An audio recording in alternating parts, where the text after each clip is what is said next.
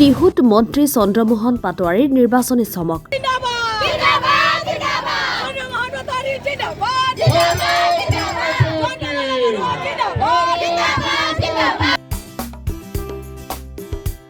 ৰাইজৰ সঁহাৰিত অভিভূত ফণীভূষণ চৌধুৰী।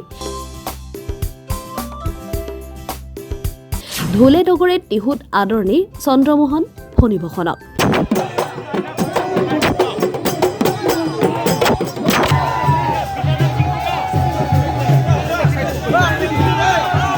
বৃহৎ বাইক ৰেলীৰে সমষ্টিলৈ আগবঢ়াই আনিলে যুৱ মৰ্চাৰ কৰ্মীয়ে।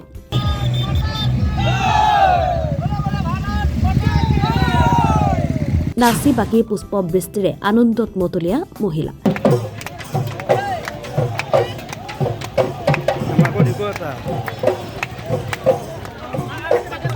কেইবাটাও স্থানত নিৰ্বাচনী কাৰ্যালয় মুকলি। ৰাজ্যত এতিয়া নিৰ্বাচনী গৰম বতাহ। শুকুৰবাৰে সমাপ্ত হ'ল দ্বিতীয় পৰ্যায়ৰ ভোটদান প্ৰক্ৰিয়া। আজিৰ দিনটোত নৱগঠিত টিহু সমষ্টিৰ কেইবাটাও স্থানত ৩ নং বৰপেটা লোকসভা সমষ্টিৰ বিজেপি অগপ UPPLৰ প্ৰাৰ্থী ফণীভূষণ চৌধুৰীৰ কেইবাটাও নিৰ্বাচনী কাৰ্যালয় মুকলি কৰা হয়। তৃতীয় পৰ্যায়ত নিৰ্বাচন অনুষ্ঠিত হ'বলগীয়া সমষ্টিটোত ইতিমধ্যে শাসকীয় মিত্ৰজোঁটে ব্যাপক নিৰ্বাচনী প্ৰচাৰ গঢ়ি তুলিছে। মন্ত্ৰীগৰাকীক নলবাৰী হৰিপুৰৰ পৰা বৃহৎ বাইক ৰেলীৰে বিজেপি যুৱ মৰ্চাৰ কৰ্মীসকলে আদৰি আনে। ইয়াৰ পিছতে টিহুত নিৰ্বাচনী কাৰ্যালয়টো মুকলি কৰা হয়। পৰৱৰ্তী সময়ত চামতা, বালিপথাৰ, বনগাঁও আৰু বৰক্ষেত্ৰীত নিৰ্বাচনী কাৰ্যালয় মুকলি কৰা হয়। মন্ত্ৰীগৰাকীয়ে ভাষণ প্ৰসংগত কেন্দ্ৰীয় আৰু ৰাজ্য চৰকাৰ জনমুখী আঁচনিসমূহৰ বিষয়ে উল্লেখ কৰি এইবাৰ উন্নয়নৰ স্বাৰ্থত সকলোৱে বিজেপি দলক ভোট দিব বুলি উল্লেখ কৰে। লগতে বৰপেটাৰ পৰা বৃহৎ ভোটৰ ব্যৱধানত ফণীভূষণ চৌধুৰী জয়ী হ'ব বুলিও দাবী কৰে। ইপিনে ফণীভূষণ চৌধুৰীয়ে মন্ত্ৰী চন্দ্ৰমোহনৰ প্ৰতি থকা ৰাইজৰ মৰমত অভিভূত হৈ পৰা বুলি মন্তব্য কৰি নৱগঠিত টিহু সমষ্টিৰ পৰা বৃহৎ ভোট লাভ কৰিব বুলি আশা প্ৰকাশ কৰে। প্ৰতিখন নিৰ্বাচনী কাৰ্যালয় মুকলি সভাত ৰাইজৰ ব্যাপক উপস্থিতিয়ে বিজেপিৰ প্ৰতি ৰাইজৰ আস্থা আৰু বিশ্বাসক পুনৰবাৰ প্ৰমাণ কৰা বুলি মন্ত্ৰীগৰাকীয়ে উল্লেখ কৰে। দিনটোৰ কাৰ্যসূচীত মন্ত্ৰী চন্দ্ৰমোহন পাটোৱাৰী, বৰপেটাৰ অগপৰ প্ৰাৰ্থী ফণীভূষণ চৌধুৰী, নলবাৰী জিলা বিজেপিৰ সভাপতি মৃগাংক তালুকদাৰ, অগপৰ কেন্দ্ৰীয় নেতা দিলীপ দাস, বিজেপি নেতা পবিত্ৰ কুমাৰ ডেকাকে ধৰি মিত্ৰজোঁটৰ কেইবাগৰাকীও বিষয়ববীয়া উপস্থিত থাকে। প্ৰত্যক্ষ কৰিছে যে টিহু সমষ্টিটোত ৰাইজৰ বিপুল সমৰ্থন আমাৰ মিত্ৰজোঁটৰ প্ৰাৰ্থী ফণীভূষণ চৌধুৰীৰ প্ৰতি ৰাইজে প্ৰদৰ্শন কৰিছে। আৰু আজিও যেতিয়া আমি শিয়ালমাৰীৰ মাজেৰে এনেকৈ আহিছোঁ, আস্থাৰ পৰা শিয়ালমাৰী হৈ, তো প্ৰতিখন গাঁৱতে ৰাইজ ওলাই আহিছে আৰু ৰাইজে সমৰ্থন জনাইছে। আৰু যি সমৰ্থন ৰাইজৰ পৰা যে আমি দেখিবলৈ পাইছোঁ বৰপেটা সমষ্টিত, যে এইবাৰ বৰপেটা সমষ্টিৰ ৰাইজে এটা সুযোগ পাইছে। এই চিটটো কেতিয়াও আমাৰ হাতত নাছিলে। এইবাৰ আমাৰ এই চিটটো ফণীভূষণ চৌধুৰী ডাঙৰীয়া হাতীৰ ছবিত ভোট দি জয়যুক্ত কৰিব বুলি আমি সম্পূৰ্ণ আশাবাদী, কাৰণ ৰাইজৰ সঁহাৰি এই কথাখিনি প্ৰমাণ কৰিছে।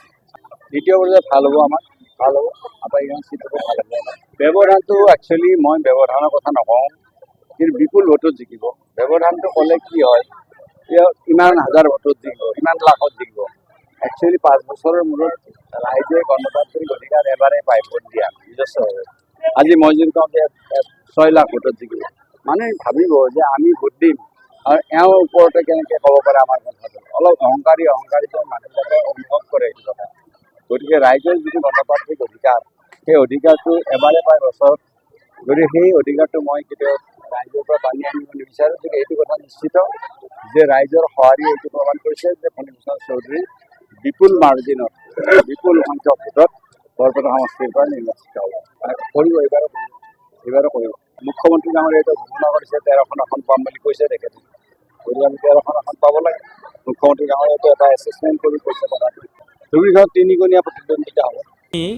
আমাৰ 3 নম্বৰ বৰপেটা লোকসভা সমষ্টিৰ অন্তৰ্গত টিহু বিধানসভা সমষ্টিত আজি নিৰ্বাচনী কাৰ্যালয় 4টা আনুষ্ঠানিকভাৱে উদ্বোধন কৰা হ'ল। আৰু এই উদ্বোধনী অনুষ্ঠানত অসম চৰকাৰৰ মন্ত্ৰী মাননীয় শ্ৰীযুত চন্দ্ৰমোহন পাটোৱাৰী ডাঙৰীয়া আৰু 3 নম্বৰ লোকসভা সমষ্টিৰ বৰপেটা লোকসভা সমষ্টিৰ প্ৰাৰ্থী মাননীয় শ্ৰীযুত ফণীভূষণ চৌধুৰী ডাঙৰীয়া ইয়াত উপস্থিত আছিল। আৰু গোটেই সমষ্টিত আজি যিটো এই নিৰ্বাচনী কাৰ্যালয়ৰ উদ্বোধনৰ যিটো পৰিৱেশ, মানুহবিলাক এনেকুৱা ধৰণে তাৰমানে ওলাই আহিছে যে প্ৰতিটো মানে নিৰ্বাচনী কাৰ্যালয়ত যিবিলাক সভা হৈছে যে এই সভাবিলাক দেখিলেই গম পায় যে ধৰ্মপুৰ সমষ্টিত ইয়াত আৰু কোনোবা বেলেগ কিবা কেণ্ডিডেট আছে যে এই কথাটো আচলতে আমাৰ কাৰো অনুভৱ নহয়। প্ৰতিখন সভাতেই বা প্ৰতিটো মণ্ডলত যি কাৰ্যালয় আনুষ্ঠানিকভাৱে উদ্বোধন কৰা হ'ল যে মানুহ আচলতে চাৰিওপিনে জনসমুদ্ৰত পৰিণত হৈছে।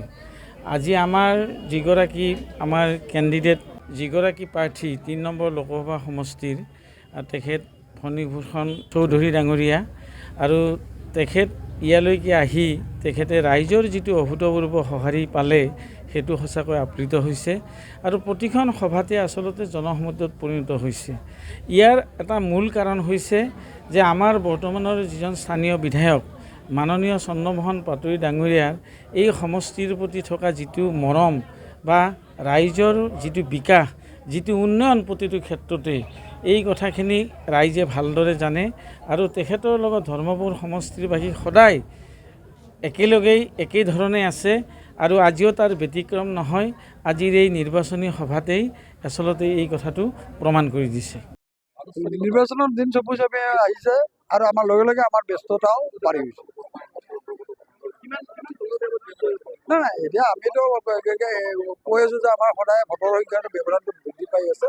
এতিয়ালৈকে আমি 4 লাখলৈকে এটেণ্ড কৰিব পাৰিছোঁ। News desk, Assam front.